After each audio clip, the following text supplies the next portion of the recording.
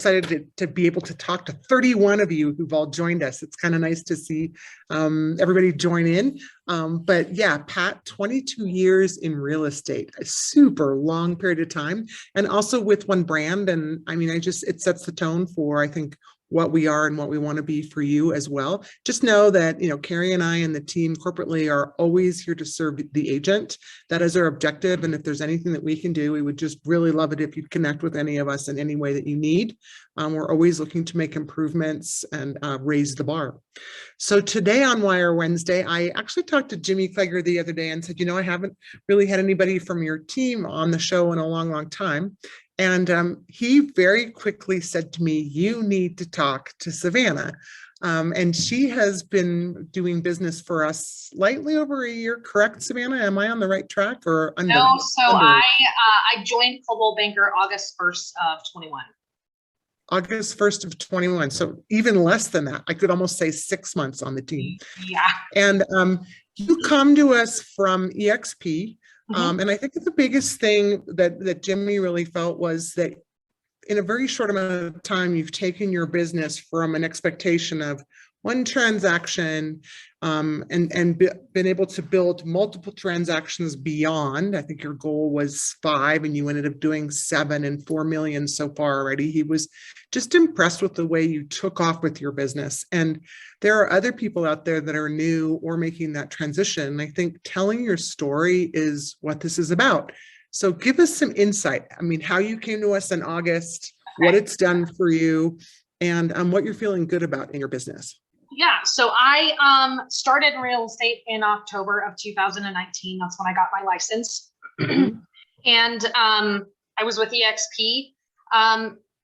I think the biggest struggle that I had working with EXP is they're more of like a independent company to work for.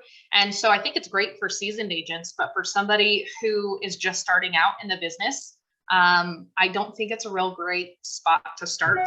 There's not a whole lot of leadership or mentorship. So my business was literally hanging on by a thread. And I was actually doing a transaction with Olin at the time. And I was waiting downstairs to be able to come upstairs to grab the key from him to be able to go show a property that he had. And Jimmy met me at the door. And long story short, here I am. Here you are. Nice. Yeah. Nice. And so I think the biggest thing that I have taken away from Coldwell Banker is really the dynamics of Coldwell Banker. In itself, it works. If you utilize what Coldwell Banker tells you to do, we have a lot of mentors that all have great advice. The leadership is phenomenal. So if you really take bits and pieces of what works for you and really utilize those, use them, put it into your business every day, you will be successful. I have really taken up, I wasn't huge on making phone calls, cold calling, doing those sort of things. And that I'm working through that. And I'm finding out that people really aren't as scary and as mean as you think they are when you're starting out into this business. Yeah. Makes sense. So it's I think it is. Yeah. And so the things that have worked for me the most is Coldwell Banker gave me a plan. With the mentorship that I've had, the coaching that I've had, we've been able to come up with a plan, and I've really started to implement that plan, and it's really worked. The other thing that's huge for me, and I think it's huge for anybody in any aspect of your life, is mindset. You have to have the right mindset walking into this, or you're basically going to be a fish out of water with nowhere to go. So yeah, mindset is huge. I don't know what other question you had on that. Well, my thought is we talk about mindset, right? Like a silly word, it becomes kind of a clone. It gets repeated all the time. But for you, right? You've got a family at home, you're working from home, you're challenged to all the things that you've got going on, like many of us do. But what makes you reset your mindset? What do you do for yourself to create that? What is unique to you? For me, I am never in competition with other people. Our industry is huge. We have over 800 active agents in our MLS, just in Grand Junction, in our MLS alone. And I'm never would I love to compete with some of those agents that are doing, you know, millions and millions of total volume and total volume every year? Absolutely. But my mindset is I'm always in competition with myself. So I want to be better than I was yesterday. I want to do better than I did last year. And so mindset for me is setting some small attainable goals that keep me on track. And eventually I'll be, you know, hopefully one of the top agents in our MLS. And so, but it's small steps to get there. And I think for me, my mindset is I can't take off. I don't want to bite off more than I can chew, because then what happens is you get discouraged. And like I said, so smaller attainable goals for me, and just always in competition with myself, not with other people. Nice. So you're very clear. You're very focused on, you're really clear on your space and your mindset and your own self. Yeah. So, which is important. Have you felt failure during this time as well? Oh, absolutely. Absolutely. I have called, $1 million homeowners and have tried to, you know, be in the running to list their homes and that kind of stuff. And has it worked? Not yet. Not yet. Right. But, you know, we actually had a speaker when we had our quarterly awards. And he said something to me that really stuck out was, you always want to fail forward. You don't want to fail backwards. So not everything is a failure. And so I don't think of things as a failure. I just think of it as a lesson. And so just because it didn't work this time doesn't mean that I can't tweak a couple of things and it may work next time.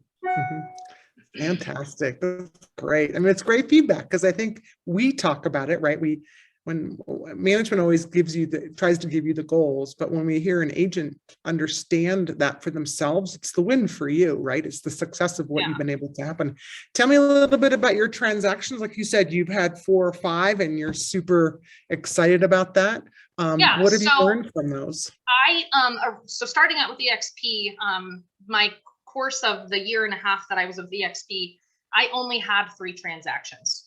And so that was a little bit, it was discouraging. And so I think that's kind of what led to me accepting the invitation from Jimmy to sit down and come and talk to him. And so we sat down and we made a goal, and my goal from August 1st to December 31st of 21 was to have 5 transactions.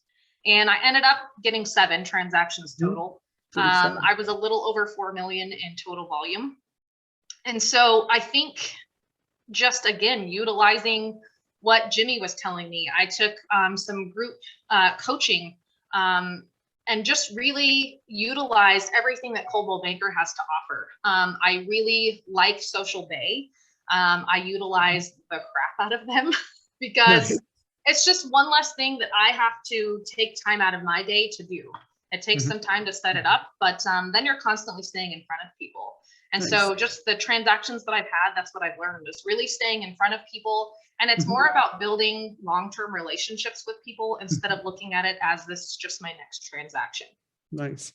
And how do you, and I'm not sure whether you're working more remotely from home and family challenges as a woman. I think I always ask that question because for some of us, that's a struggle, but walk me through that. Has real estate given you the space that you were, or what we call the unidentified flexibility that we call this business? Is that really working for you, or do you still find that it requires focus and a goal every day to support family as well as what you're trying to achieve? So for me, I think that real estate has definitely given me that opportunity to be flexible in my schedule. My husband works in the oil field and has gone a lot. And so I did not want to be in a career where we had somebody else raising our kids. And so real estate really allows me to be flexible and to be a proactive parent in my kids' life. And so I really split my time between office and home. I think it's pretty equal. I try to go in the office several days a week. And then of course, like on days when my daughter's sick, you know, I'm able to work from home. I'll have that, yeah. But I do have goals that I set. I do a lot of time blocking. So I will do like power hours where I'm calling people. I set out time specific in my week to be able to show houses. And the best advice that I can give to somebody who's trying to juggle work life and home life is one of the biggest things that I hear everybody say is, well, I'll work around your schedule. I'll work around your schedule. And for me, that doesn't work. When I do showings or when I'm getting ready to have a phone call with somebody, I say, I have 9 o'clock, 2 o'clock, and a 3 o'clock available this afternoon. If that doesn't work, then we can do it tomorrow. And so really, I have learned that I've had to really respect my boundaries. And then if you respect your own boundaries, everybody else will respect your boundaries as well.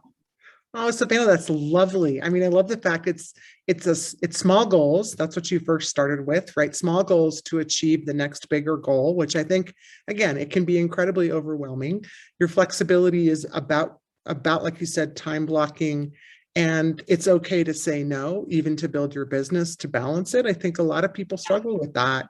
Absolutely. And find themselves in kind of that format of happening. And then it sounds like you're using the tools and the things that the leadership in your office has given you, which, again, we offer a lot of things. And what we sometimes find is that people just don't use it. And the reality is, it can make a difference to building consistency in your business, and you'll eventually use the tools that you feel are best there for you, and for what you want to drive. So I'm super excited to talk to you. I'm super happy that you're here. You've gotten a lot of really great high fives from your team, which is exciting. But thank you most of all, just sharing what you're experiencing. And I look forward to seeing you be extremely successful. And I don't even want to say extremely, but small goal success is what feels right, what makes sense to what you're trying to build. So congratulations on your own personal success with what you're trying to achieve. Thanks.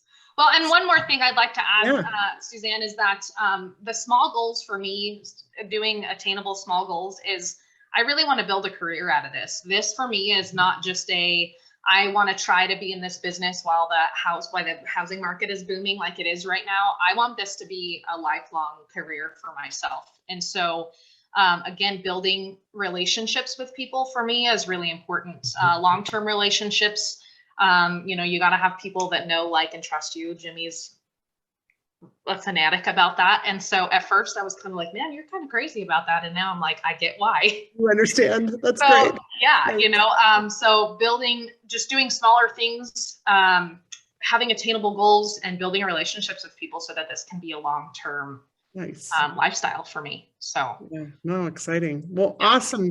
Great feedback. And thank you so much for your share. You've affected 36 people today, and they're super excited to hear your story. Awesome. Thanks for having me. Thanks for your time. You're so welcome. You're very welcome. Have a great day. You too.